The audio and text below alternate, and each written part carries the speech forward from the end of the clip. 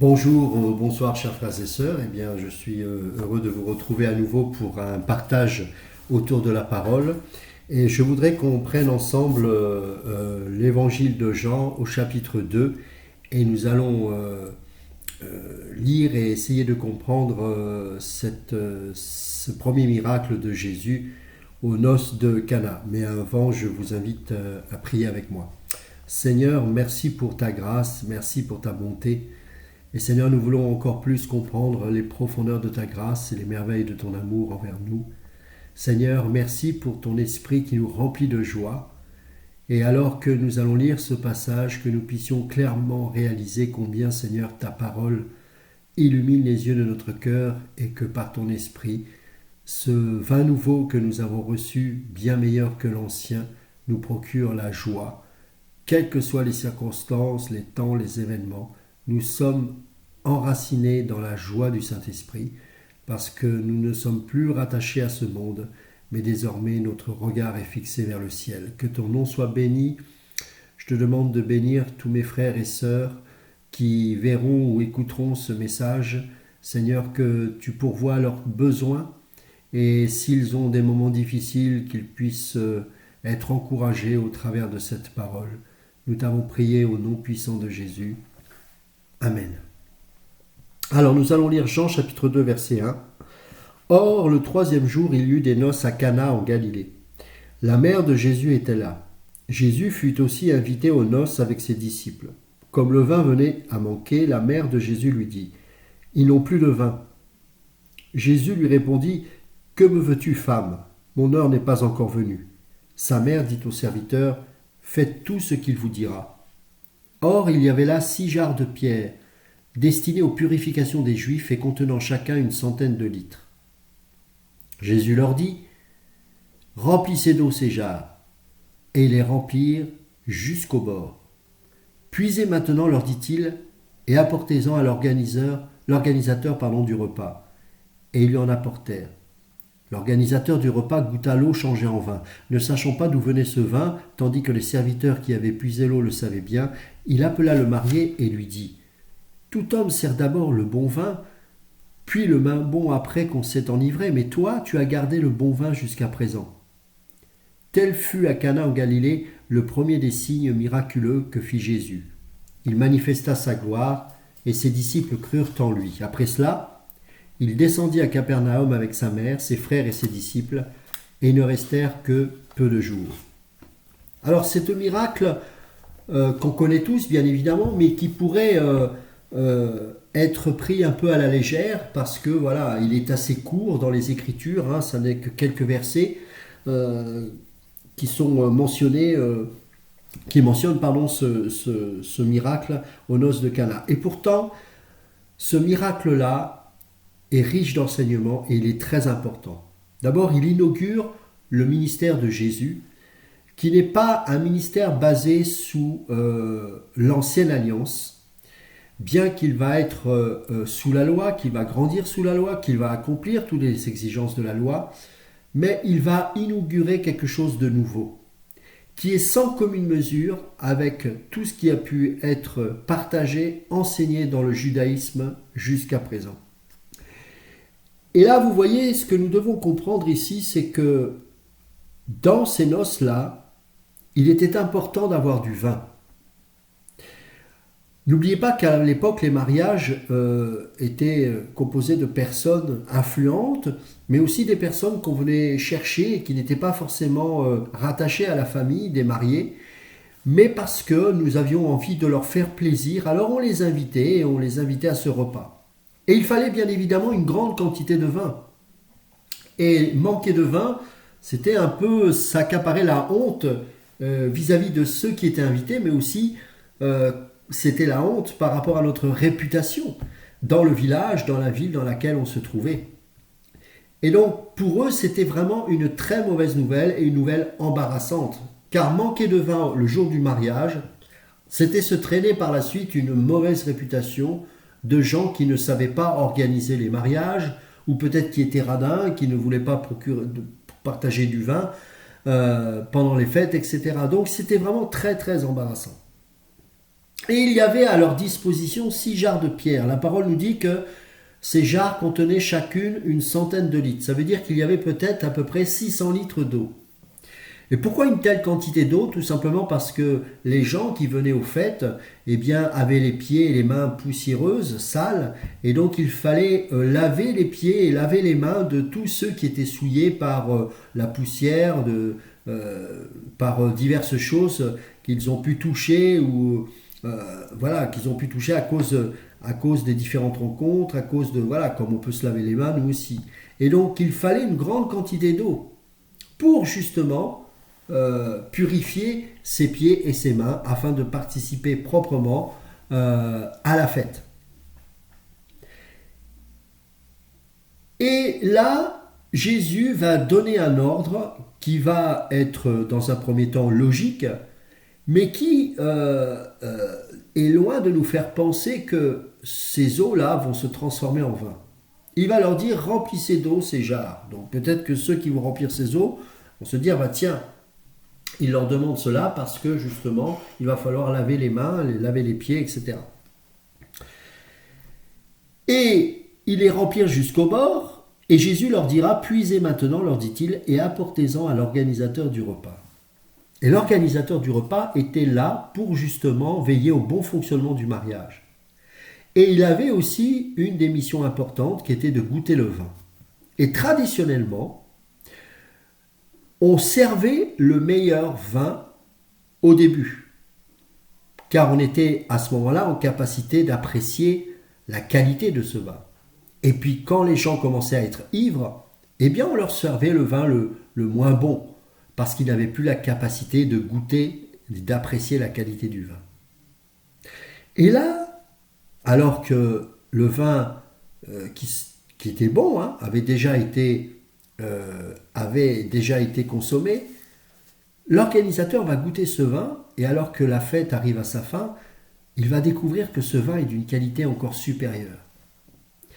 Et il va dire, mais aux mariés, vous avez préparé un vin excellent au moment où les serviteurs où les invités sont incapables de discerner la qualité de ce vin. Et l'organisateur est stupéfait de voir que ces mariés avaient pris soin de continuer à donner de l'excellent vin, et voire même du meilleur vin, alors que la fête tirait à sa fin et que les gens commençaient à être ivres. Bien évidemment, l'organisateur ne savait pas que c'était tout simplement Jésus, le Maître lui-même, qui avait fait ce miracle, à savoir transformer l'eau en vin.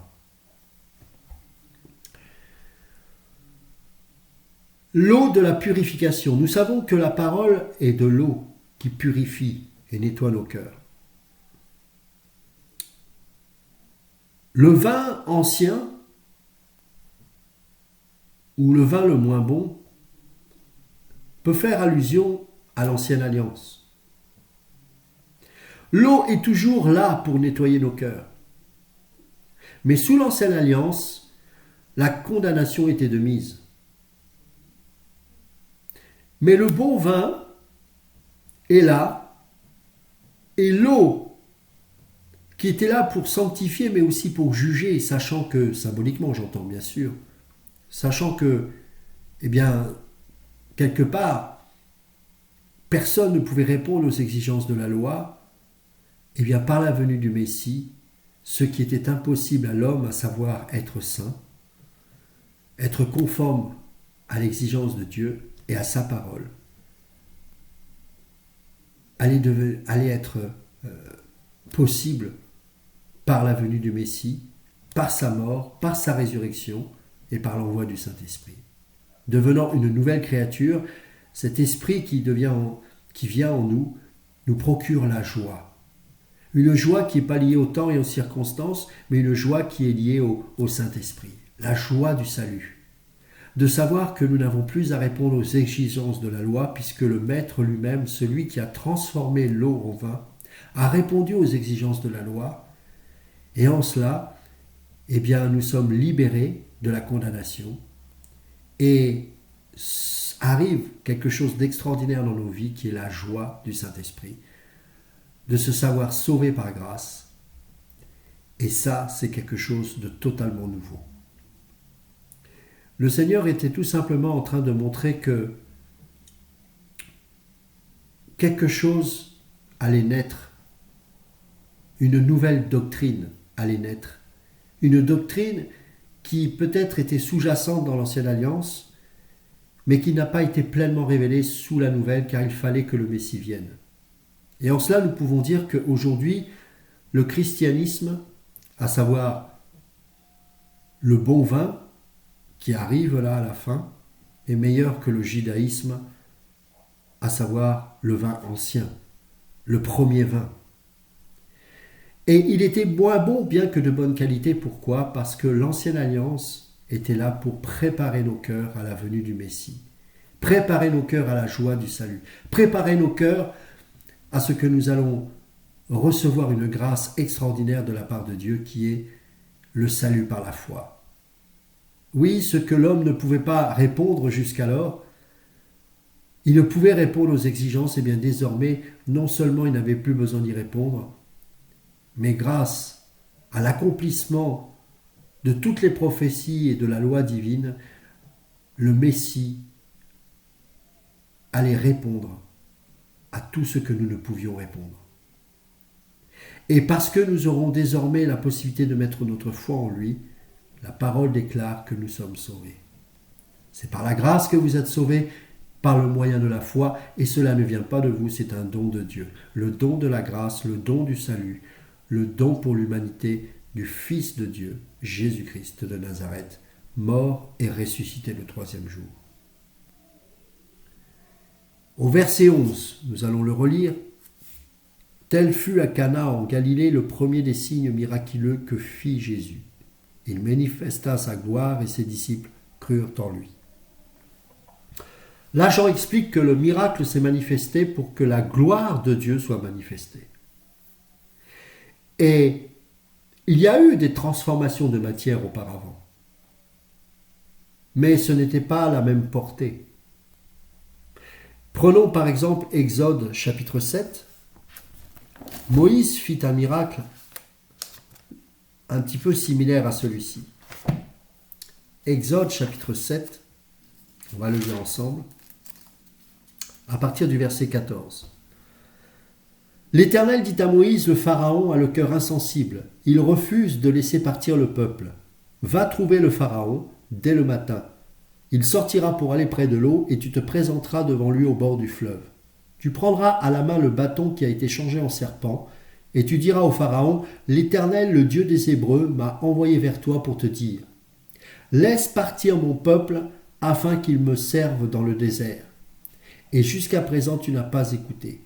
Voici ce que dit l'Éternel, cette fois tu reconnaîtras que je suis l'Éternel, je vais frapper l'eau du Nil avec le bâton qui est dans ma main, et elle sera changée en sang. Les poissons qui sont dans le fleuve mourront, le fleuve deviendra infect, et les Égyptiens renonceront à en boire l'eau. Alors, là, on voit que l'eau ne va pas être changée en vin, mais en sang. Et cela montre bien que sous la loi de Moïse, et là, c'est ce qui va introduire au fur et à mesure que les plaies vont se manifester contre le Pharaon, eh bien, il y a un jugement qui doit s'accomplir contre Pharaon.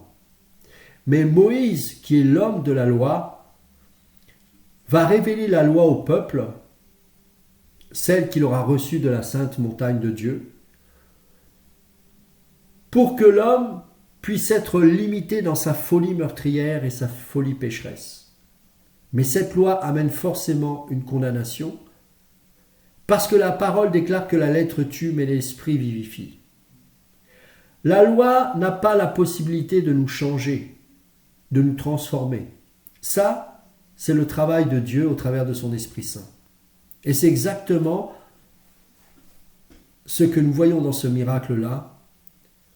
L'eau qui va être transformée non pas en sang cette fois-ci, mais en vin, à savoir que le Saint-Esprit qui va tabernacler en nous va nous faire vivre une vie miraculeuse où nous aurons la possibilité d'être délivrés de nos péchés et de vivre la sanctification, non pas de manière naturelle ou charnelle, mais de manière spirituelle, non pas avec notre force et notre puissance, mais par la force et la puissance du Saint-Esprit, non pas sous la contrainte et sous la tristesse, mais sous la joie, car ce sont des fruits et non plus des œuvres charnelles. En Galates, on va pouvoir lire au chapitre 2, Galates chapitre 2.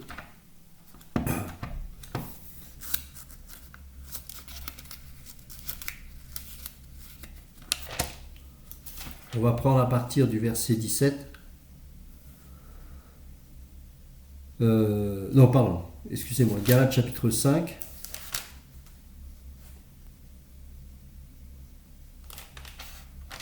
Galates chapitre 5, voilà.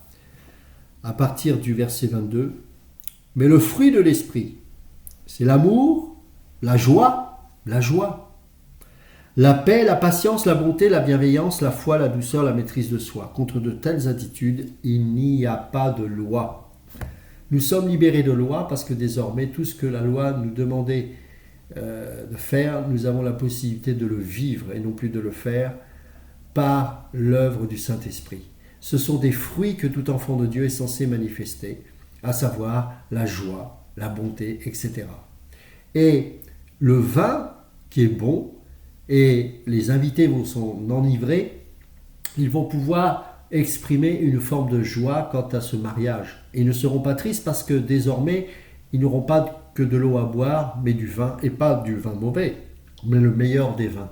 Chose que l'on donnait pourtant au départ du mariage et pas à la fin. Et vous voyez, la joie, c'est ce que les chrétiens doivent exprimer dans leur vie. Paul dira dans Philippiens, on va le lire, vous connaissez tous ce passage, hein, réjouissez-vous dans le Seigneur.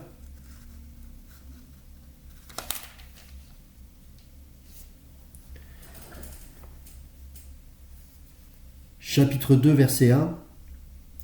S'il y a donc de l'encouragement en Christ, s'il y a de la consolation dans l'amour, s'il y a une communion de l'esprit, s'il y a de la tendresse et de la compassion, rendez ma joie parfaite en vivant en plein accord, ayez un même amour, un même cœur, une unité de pensée, ne faites rien par esprit de rivalité ou par désir d'une gloire sans valeur, mais avec humilité considérez les autres comme supérieurs à vous-même.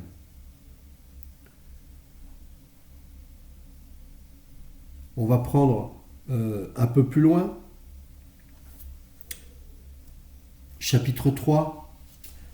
Maintenant donc, verset 1, mes frères et sœurs, réjouissez-vous dans le Seigneur.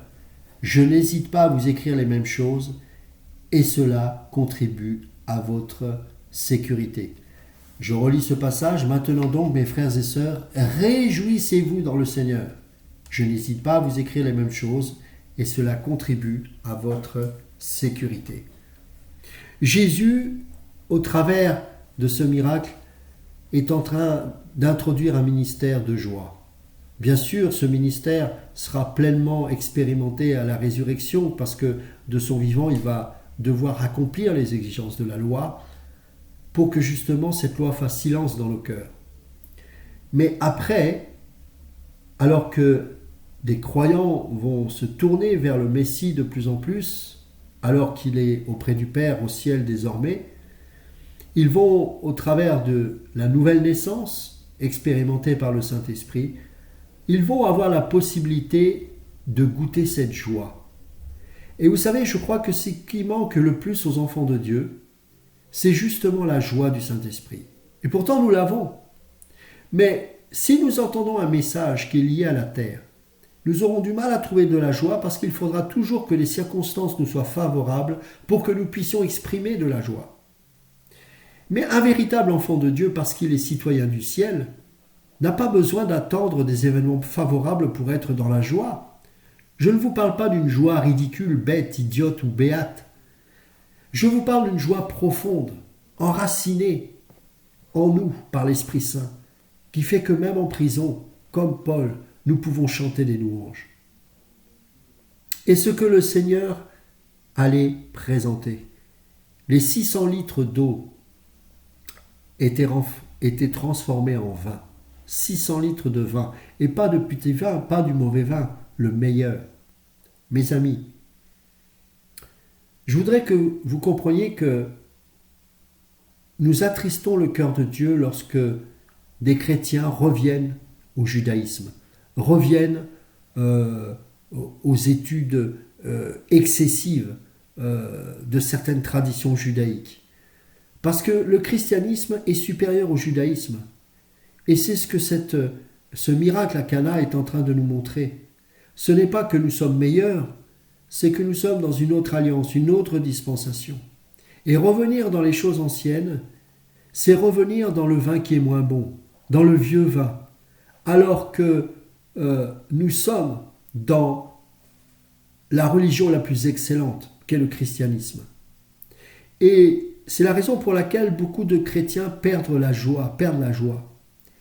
Car en revenant sous la loi, en revenant dans l'étude des 613 commandements et en essayant d'y répondre avec notre chair, ça ne peut procurer que tristesse et désarroi. Car nous sommes détachés de la loi. Et le livre aux Galates, on peut le lire encore et encore, nous montre que nous ne sommes pas les fils d'Agar, mais les fils de Sarah, de la femme libre, de celle qui est rattachée à la montagne de la liberté. Et Paul dira qu'il n'y a plus aucune condamnation pour ceux qui sont en Jésus-Christ. Car la loi de l'esprit de vie, Romains 8, 1 et 2, m'a affranchi du péché et de la mort. Ce vin-là et ce premier miracle nous parle d'une transformation et met en relief le genre de transformation que Jésus allait exercer durant ce ministère. Une transformation radicale. Et dans 2 Corinthiens chapitre 5, verset 17, Paul dira ceci. 2 Corinthiens chapitre 5, verset 17.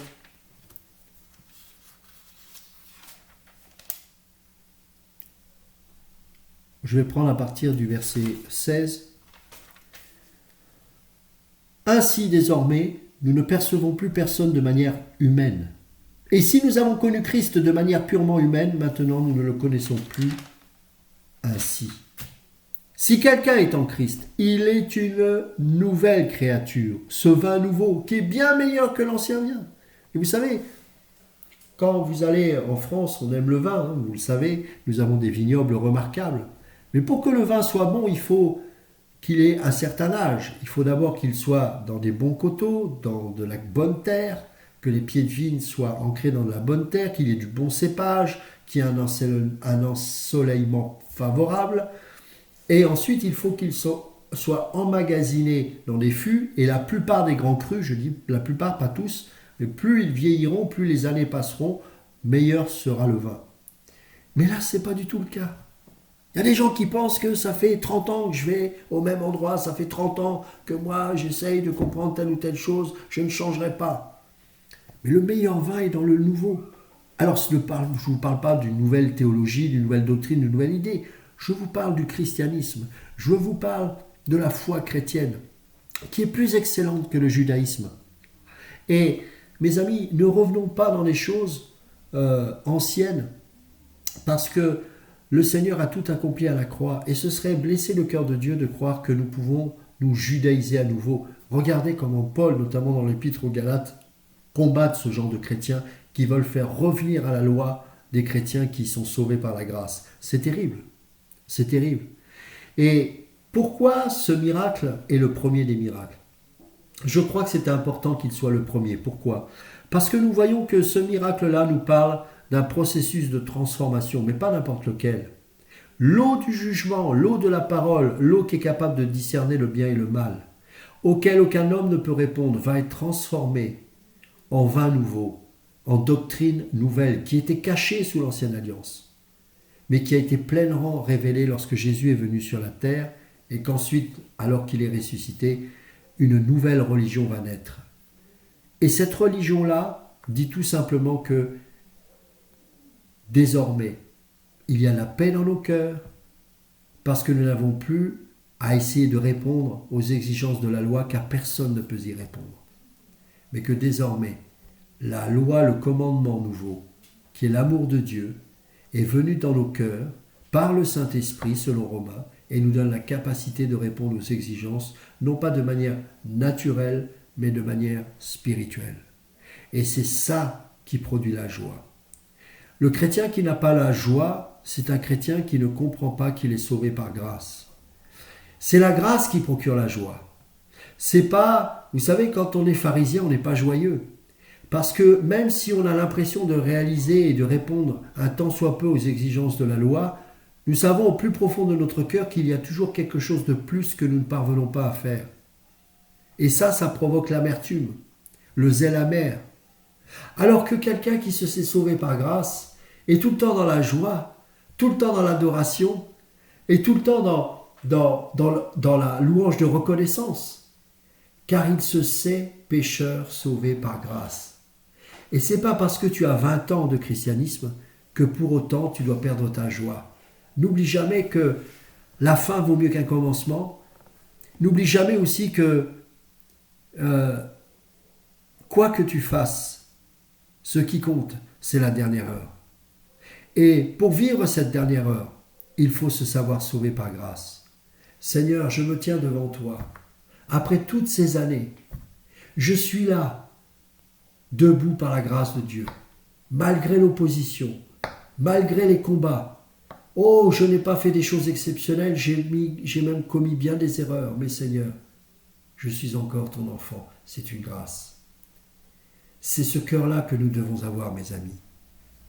Et alors qu'une nouvelle année se présente devant nous, l'année 2018, je voudrais vous encourager, bien que les jours sont difficiles, bien que nous savons que les temps, nous arrivons vers la fin, d'être encore plus dans la joie, parce que bientôt viendra notre libération. Et en attendant, n'oublions jamais que le Seigneur est venu apporter une nouvelle doctrine. C'est la doctrine de la grâce. C'est de savoir que désormais, le meilleur, nous allons le boire à la fin. Le vin nouveau, le vin le meilleur, va être bu à la fin du mariage. Alors que nous avions l'habitude dans un mariage de goûter du vin excellent au début et mauvais à la fin, nous qui sommes arrivés à la fin, c'est nous qui recevons la doctrine la plus belle, la plus gracieuse, celle qui nous donne la joie. Le christianisme a une valeur supérieure au judaïsme, non pas que nous sommes meilleurs, non pas que nous sommes plus intelligents, mais c'est parce que nous sommes sous la doctrine de la grâce qui nous procure la joie, ce que l'ancienne alliance n'avait pas pour mission de faire. Ce n'est pas l'objectif de l'ancienne alliance. Et cette ancienne alliance devait nous conduire et nous amener à ces noces de Cana, à découvrir que, attention, ne croyez pas que depuis tant d'années que vous êtes israélite, vous êtes l'élite. Non, je vous ai amené à un point de rencontre. Et ce point de rencontre, c'est les noces de Cana. C'est l'eau à la fin du mariage, à la fin des noces, changée en vin, et pas n'importe quel vin, mais le meilleur des crus. Merci Seigneur Jésus, parce que nous ne sommes plus sous la dispensation de Moïse, nous ne sommes plus sous le jugement où l'eau devait être transformée en sang, parce que nous étions tous pécheurs et que nous méritions la mort. Mais Dieu a tant aimé le monde qu'il a donné son Fils unique, afin que quiconque croit en lui ne périsse point, mais qu'il ait la vie éternelle. Voilà le message de l'Évangile. Il est simple, il n'y a pas besoin de faire des études de 20 ans sur des lettres hébraïques. Le message des pères apostoliques est simple et tellement plus beau. Que Dieu vous bénisse et je vous encourage par le Saint-Esprit à cultiver la joie, parce que c'est ce qui nous permet de pouvoir rester dans l'adoration et dans la reconnaissance en toutes circonstances. Que Dieu vous bénisse et à bientôt.